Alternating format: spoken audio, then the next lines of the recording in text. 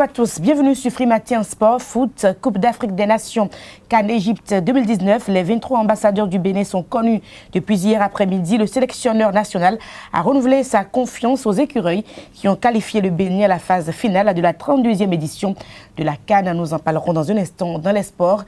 La une des journaux sera signée Kader Achirou. Bonjour. Bonjour, à vous Nadine, chers amis internautes. Bonjour, à la une des parutions ce matin, nous avons le lancement de la campagne électorale s'inscrivant dans le cadre de l'élection des membres de la nouvelle mandature qui est consacrée à la haute autorité de l'audiovisuel de la communication RAC. Nous avons également la une des journaux, quelques commentaires et analyses au sujet de l'actualité politique nationale. Et pour finir, nous avons des commentaires et analyses au sujet de la médiation proposée par l'Église catholique. Le bulletin matinal d'information avec Anita Marcos. Bonjour. Bonjour Nadège, bonjour mesdames, messieurs. Il sera question du BEPC qui se déroule actuellement sur toute l'étendue du territoire national. Il sera également question d'environnement à travers la pollution atmosphérique. La revue de presse matinale sera présentée par Dorcas Gamagba. Dans le débat, nous parlerons de la main tendue du chef de l'État au parti dit de l'opposition. Et puis l'horoscope du jour pour boucler la boucle. Bienvenue, bonjour. Voici la une des journaux. Bonjour à nouveau chers amis internautes, nous démarrons par le quotidien béninois d'information générale et d'analyse d'informateurs qui titre ce matin en manchette procès des inculpés dans les dernières violences à Cotonou. Voici pourquoi le juge Azo est déclaré incompétent. Des détails à la page 3 de la parution du jour du Canard. Un deuxième titre à la une de l'informateur du jour, BEPC 2019, Yonfou et Kodia ont lancé les épreuves au collège d'enseignement général de Segbeya. Le compte rendu à la page 5 de la parution du jour de l'informateur. À découvrir dans les colonnes de la parution du jour de l'informateur, le journal École des étudiants en journalisme à l'École supérieure d'administration d'économie de journalisme et des métiers de l'audiovisuel ESAE. Première édition de la fête des mères, la fraternité Yohoué de Ganvier célèbre les moments. Le compte rendu des festivités à la page 7 de la parution du jour de l'informateur. La dépêche en manchette ce matin, échec des initiatives pour une normalisation du climat socio-politique au Bénin. Quelle alternative à l'inflexibilité du régime, s'interroge le Canard. Soglo sort son joker et s'attire les foudres de la rupture. Azanaï accuse et demande des comptes. Plus de détails à la page 3 de la parution du jour du quotidien La Dépêche. Nous restons à la une de La Dépêche ce jour. Réception dans l'Ordre national de mérite du Bénin. Félix Sondé Pépéripé et Guy Papo distingués. Plus de détails à la page 12 de la parution du jour du quotidien La Dépêche. Libération, deuxième titre à la une ce matin. Examen académique après une année apaisée. Satisfecit total des parents au gouvernement et aux enseignants. Nous passons à présent au quotidien Nord-Sud quotidien. Don de vivre aux musulmans. Talent remercié par le biais de la fondation Yacoubou Malherossou. Toujours à la une de Nord-Sud quotidien. Contrôle des marchés publics douane. Wadaï fait 2 vagues de nominations. Plus de détails à la page 5 de la parution du jour du quotidien. Matin libre à présent, poursuite de la résistance. Division dans le rang de l'opposition. Le Canard affiche à la une candidat Marie Azanaï, le FCBE et le PCB. Nous restons à la une de Matin libre du jour. Procès des présumés meneurs de violence. La Cour se déclare incompétente. Bénin intelligent à présent offre de médiation pour une sortie de crise. Des réserves sur l'impartialité de la conférence épiscopale du Bénin. Plus de précisions dans les colonnes de la parution du jour du Canard. Assemblée nationale toujours avec Bénin intelligent. Dégla entre, Bada démissionne. Nous restons à la une de Bénin intelligent du jour. Portrait Jean-Claude Kouagou, le bas peuple d'abord. Plus de détails aux pages 6 et 7 de la parution du jour de Bénin intelligent. Le nouvel observateur rencontre du président de l'Union progressiste avec les Béninois de la diaspora française. Bruno Amoussou veut nous embrouiller, a déclaré candidat Zanaï, rapporte le confrère de Le Nouvel Observateur ce jour en manchette. Le pays émergent, tension post-électorale au Bénin et tuerie des 1er et 2 mai 2019. Candidat Zanaï accuse le chef de l'État Patrice Talon. Il n'a pas encore parlé et il doit parler, dicite le président du parti Restaurer l'Espoir. Les responsables de ces événements malheureux doivent être sanctionnés. Patrice Talon est un homme de coups de poing et de corde, a-t-il martelé les 1er et 2 mai 2019, qui a donné l'ordre de tuer et qui sont ceux qui ont tué. On doit rencontrer, il n'y a rien à faire, on doit situer les responsabilités selon la manchette du jour du quotidien Le Pays émergent. Le routier à présent, déclaration de Modeste Douboula devant la Cour de répression des infractions économiques et du terrorisme. J'ai tout donné dans l'exercice de ma fonction et j'ai mal de me retrouver aujourd'hui devant la criette. Le Béninois libéré en manchette ce matin après les élections législatives et à 21 mois de 2021. À quoi peut-on assister? Le Canard affiche en manchette les probables successeurs de Patrice Talon. Il s'agit d'Olivier Bocco, Johannes Dayon, Romuald Wadayin, Oswald Omeki, Abdoulaye Biotchane, Pascal Irene Koupaki, Rekiat Madougou, Lionel Zinsou et commis Koutié. Plus de détails à la page 3 de la parution du jour du Canard. Le Canard vous propose à la page 3 de sa parution du jour les forces et faiblesses de chacun. Nous passons à présent au quotidien Diakpata, réforme de la cour d'assises quand le modèle talon fait mouche en France. Plus de détails à la page 3 de la parution du jour du Canard. Et à présent le challenge, réforme des cours d'assises des tribunaux français quand le modèle béninois sous talon inspire la France. Et pour finir ce matin, nous passons au quotidien Le Matinal qui titre ce jour en manchette. Procès de présumés casseurs des 1er et 2 mai 2019 à Cotonou. Le juge du correctionnel se déclare incompétent. Le dossier prend une allure criminelle vers l'ouverture d'une information judiciaire et offre de médiation de l'Église catholique. L'impartialité de la CEB à rudes épreuves. Plus de détails à la page 11 de la parution du jour du défi d'une génération. Le bulletin matinal d'information à présent avec Anita Marcos. Mesdames, Messieurs, à nouveau, bonjour. La désignation des représentants dans les parlements régionaux par les députés de la 8e législature était entre autres sujets à l'ordre du jour à l'Assemblée nationale hier mardi 28 mai 2019. Il s'agit en effet du comité interparlementaire de l'UEMOA, CIP-UEMOA, du Parlement de la CEDEAO et du Parlement panafricain. Mais il faut préciser qu'après la lecture d'une lettre du secrétaire administratif de l'hémicycle portant sur les modalités de désignation des 10 représentants, le dossier a été envoyé à la Commission des lois et des droits de l'homme. Il sera à nouveau à l'ordre du jour le vendredi 31 mai prochain. Le procès des personnes interpellées lors des manifestations meurtrières du 1er et du 2 mai dernier à Cotonou s'est ouvert hier matin au tribunal de première instance de Cotonou. Après s'être déclaré incompétent pour plus d'une dizaine de cas, le juge en charge du dossier, Rodolphe Azo, a formulé la requête selon laquelle l'enquête devrait être poursuivie pour complément de preuve. Sa requête a été acceptée par le tribunal qui a renvoyé le ministère public à mieux se pourvoir, c'est-à-dire donner une orientation au dossier, selon les explications de l'avocat des accusés, Maître Max Dalmeda. Les candidats au brevet d'études du premier cycle BEPC sont confrontés depuis ce lundi 27 mai 2019 aux épreuves écrites. Dans la plupart des centres à Cotonou, les compositions vont bon train. Quelques candidats interrogés au centre du CEG Sainte-Rita se prononcent à ce sujet. Écoutons-les. Je peux déjà dire que les épreuves sont très abordables, ont été très abordables à mon niveau. Et je pense que la suite aussi serait un peu comme les autres. Comme les autres, je pense que ça peut aller. On a sonné, j'ai entendu le coup de la sirène qui a grésillé. Et puis, je me suis mis en concentration pour attendre la première épreuve. La première épreuve, c'était la communication écrite. J'ai beaucoup aimé l'épreuve, qui était très abordable. Mais j'ai pu m'en sortir. Ça s'est bien passé. Mais les épreuves à suivre, si ça serait un peu mieux, plus que ça serait bon. Le mercredi, on a maths. On termine et le mercredi à 10h. Je veux rien que de la réussite, pour que tout le monde admire. À la fin de cette composition, je peux dire que j'ai travaillé, j'ai fait de mon mieux et je crois que ça peut aller. On n'en parlera jamais assez. La pollution atmosphérique qui constitue une altération de la qualité de l'air que nous respirons est un phénomène qui s'amplifie ici et ailleurs. Pour ce qui est du cas du Bénin, les citoyens béninois au micro de Dorcas Gamagba et de Jefté Runguet disent ce qu'ils en savent. La pollution de l'air se comprend par l'empoisonnement de l'atmosphère que nous vivons. Et sinon, dans laquelle nous vivons. Cette pollution est due au gaz des motos surtout, aux déchets pourris qui dégagent de mauvaises odeurs et ainsi de suite.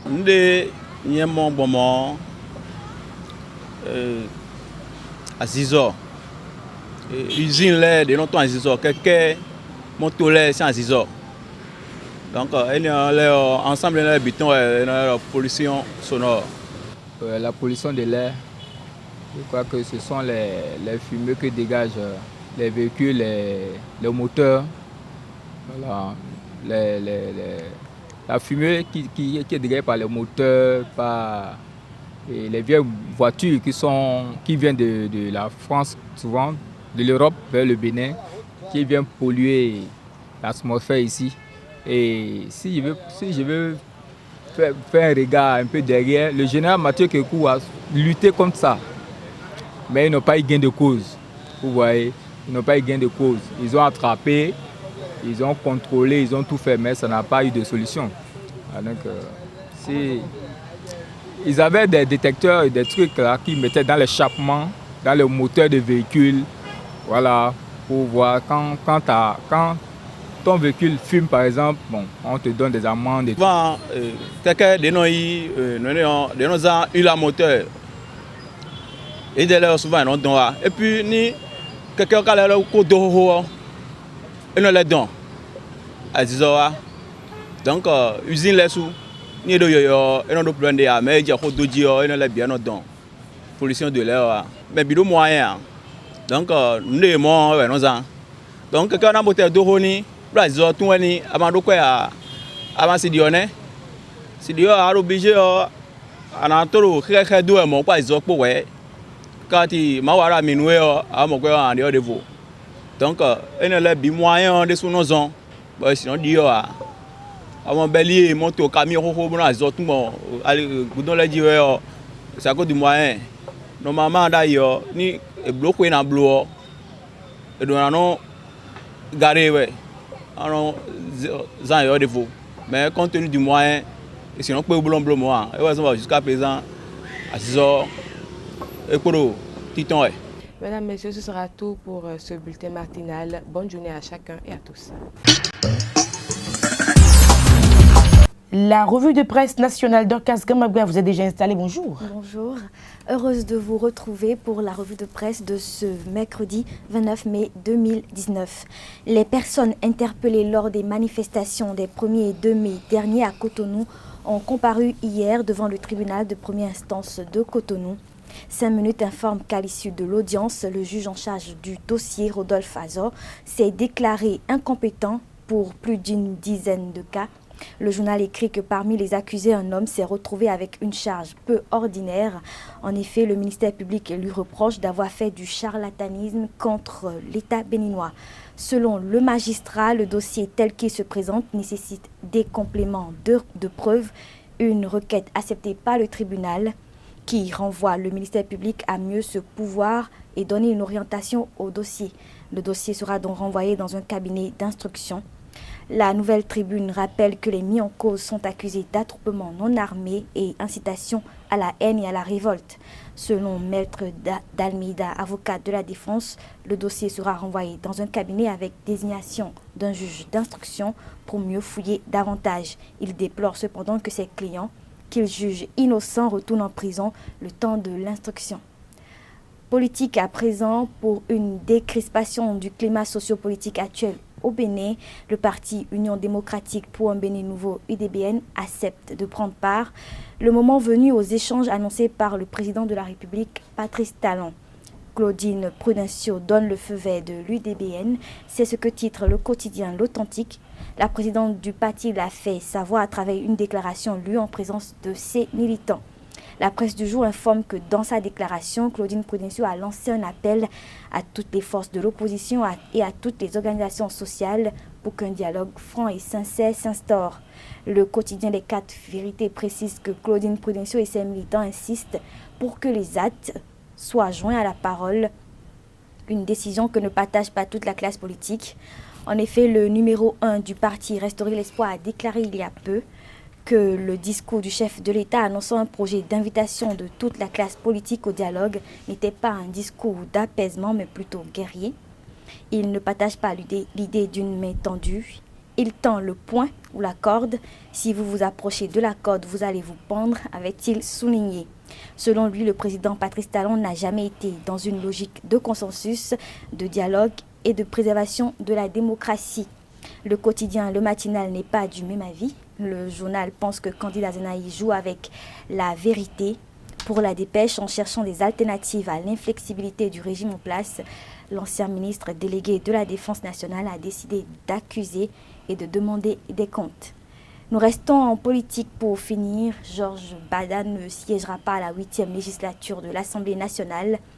L'élu de la liste Union progressiste a donné sa démission ce mardi 28 mai 2019. 5 minutes écrit que l'actuel maire de la commune d'Abomey-Calavi a préféré conserver son fauteuil de maire en cédant celui de député de la 8e législature à son suppléant, Norbert Arrivor-Rosin. Ce dernier sera investi dans ses fonctions de député par le président de l'Assemblée nationale, Yves Lavonu, vendredi prochain. La cérémonie d'investiture aura lieu à l'issue de la séance plénière devant conduire à la désignation des élus dans les institutions nationales et dans les parlements de la sous-région. Le journal rappelle que Norbert Arrivor-Rosin a été député du Parlement au cours de la 7e législature lorsque son titulaire, deuxième questeur d'alors, avait été élu maire d'Abomey-Calavi. Fin de cette revue de presse. Merci d'avoir suivi. Merci à vous, Dorcas Gabagba, pour la présentation. Nous passons au débat sur Free Matin. Le débat sur Free Matin, Kales Kitome, bonjour. Nous parlons donc de la main tendue du chef de l'État. Retour donc sur le discours du président Patrice Talon. Kader Echor. Une main tendue qui est mal perçue de part et d'autre. Mal perçue, est-ce que je vais dire? Bon, elle est perçue de travers par ceux qui sont, connaissant l'homme, se réclamant de l'opposition politique au pouvoir Talon.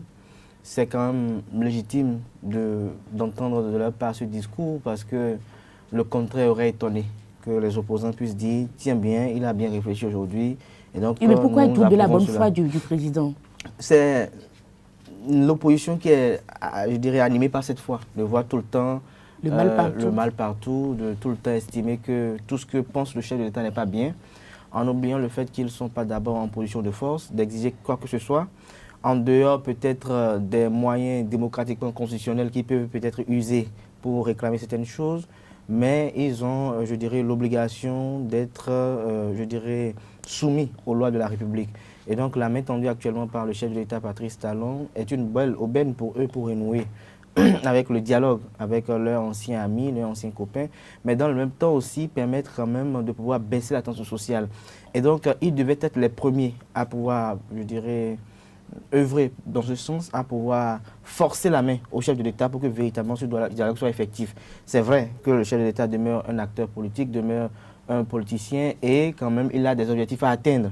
Et c'est peut-être parfois, peut-être même normal et légitime que l'opposition estime que bon, il peut peut-être pas, ne pas être de bonne foi, mais c'est à eux de l'amener, de le contraindre à aller dans le sens où ils veulent, à travers des procédés politiques, pour qu'à la finalité, ils puissent obtenir gain de cause. Mais si ils restent dans leur position, estimant que c'est une aide extérieure qui va peut-être résoudre la crise ou là où ils voient crise, s'ils estiment que c'est en organisant peut-être une myriade de conférences de presse qu'ils vont obtenir gain de cause, je crois qu'ils vont tout le temps dilapider des ressources et à la finalité, ils n'auront pas ce qu'ils ont. Donc la première des choses à faire, c'est de chercher d'abord à avoir un statut légal et en dehors du statut légal, chercher à rencontrer le chef de l'État, écrire au chef de l'État, publier leurs écrits au chef de l'État, demander forcément à rencontrer le chef de l'État pour pouvoir discuter aussi de cette main tendue.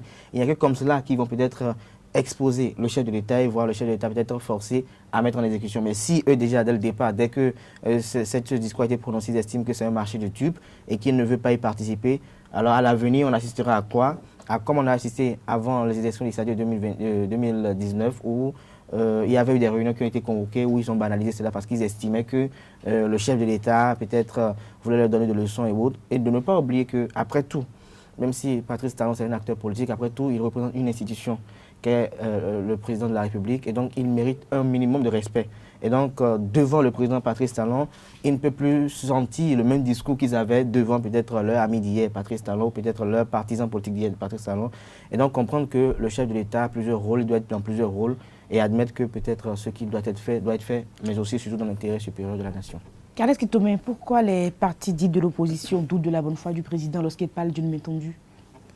Oui, mais ils peuvent douter de la bonne foi du chef de l'État, mais avant de douter de la bonne foi de quelqu'un, il faut que soi-même, on soit vraiment confiant, qu'on soit sûr des actes qu'on pose. Parce que toute la crise que nous vivons aujourd'hui est quand même le résultat des lois qu'ils ont contribué à voter eux-mêmes.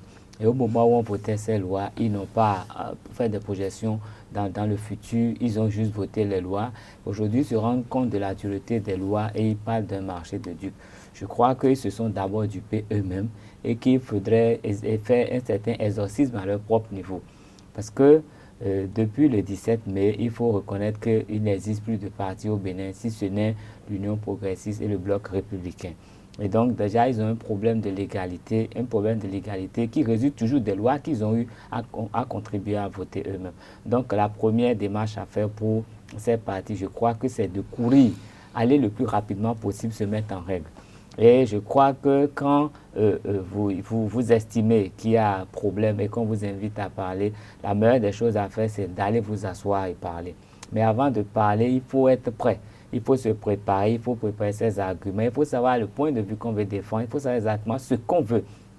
Mais refuser, la politique de la chaise vide n'a jamais payé. Ne pas aller assez pour parler avec le chef de l'État pourrait avoir des conséquences beaucoup plus graves parce qu'on pourrait estimer qu'ils n'ont rien à réclamer. C'est la raison pour laquelle ils n'ont pas voulu discuter. Et des décisions seront prises qui vont forcément avoir des conséquences sur eux, sur leur vie et sur leurs activités politiques. Et donc, je crois qu'aujourd'hui, il faut que leur statut soit clair eux-mêmes parce qu'aujourd'hui, il n'y a plus de parti politique. C'est vrai qu'on va voter prochainement des lois pour situer l'opposition, mais il faudrait être des partis politiques vraiment légalement constitués pour prétendre à cela. Et rien de cela n'est fait aujourd'hui. Je crois que le chrono tourne quand même et bientôt les communales. Et s'ils restent là à jouer, les communales vont venir, ils vont appeler la communauté internationale au secours. Mais je ne sais pas si cette communauté internationale pourra agir parce que je ne sais pas sur quoi ils vont tabler. Et, bon, les gens n'ont pas de statut. Maintenant, vous venez pour défendre qui? S'ils veulent qu'il y ait le bordel dans ce pays, on ne refuse pas. Ils peuvent créer le bordel dans leur maison. Ils peuvent prendre leurs partisans, ils vont brûler tout ce qu'il y a dans leur maison. On saura que c'est dans le privé que ça a été fait. Mais si on refuse de respecter les lois auxquelles on a participé au vote et qu'on dit, on fait des revendications, je crois que ça pose un petit problème. Il faudrait que tout le monde fasse preuve d'humilité, reconnaître que le Bénin, il est un, il est unique, il est indivisible. Et quand il y aura des problèmes au Bénin, tout le monde en partira. Les partisans, beaucoup plus qu'eux-mêmes. Ceux qui sont en prison aujourd'hui souffrent beaucoup plus que ceux qui les ont sensibilisés. Les gens qui ont suivi pour aller là-bas sont à la maison, ils dorment pépère. Mais eux, hier, ils ont vu un juge qui a dit, en fait, l'audience d'hier a qualifié leurs actes de crime et non de délit. Ce qui veut dire qu'ils sont sûrs, si ça continue comme ça, d'hériter de plus de 3 ans d'emprisonnement au minimum, même avec une main amputée. Vous imaginez ce que ça fait. Donc ça fait beaucoup de dégâts pour ceux qui les suivent. Donc, pas pitié pour ce peuple, pas pitié pour ceux qui les suivent. Ils doivent un peu couper leur faim, discuter avec le chef de l'État. Tout le monde constatera si c'est vraiment un marché de dupes. Et le peuple n'est pas bête. Oui, c'est une corde qui leur tend. Le peuple n'est pas bête et le peuple aura toujours le temps d'aller exprimer après son vote dans les urnes. Mais quand on dit aux gens de ne pas aller voter, ça se retourne contre soi aussi parce que les votes se passent, on considère que vous n'avez pas été intéressé. Il vaut mieux aller exprimer vraiment son opinion dans les urnes. Donc je crois qu'ils doivent d'abord s'unir entre eux, prendre de bonnes résolutions, aller discuter et tout faire pour être là où on prend les décisions. S'ils ne sont pas là où on prend les décisions seront prises et vont avoir des conséquences fâcheuses pour eux. Et personne ne le souhaite. Nous voulons l'équilibre dans ce pays. Il faut une opposition pour que le pouvoir en place aussi.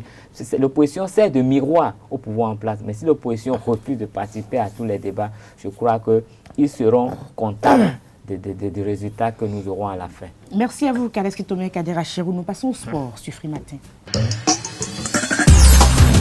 Les sports sur Free Matin avec Darius Adiagbeno, bonjour. Oui, bonjour Nadège et bonjour chers amis internautes. Nous parlons foot de la Coupe d'Afrique des Nations CAN Égypte 2019 avec vous.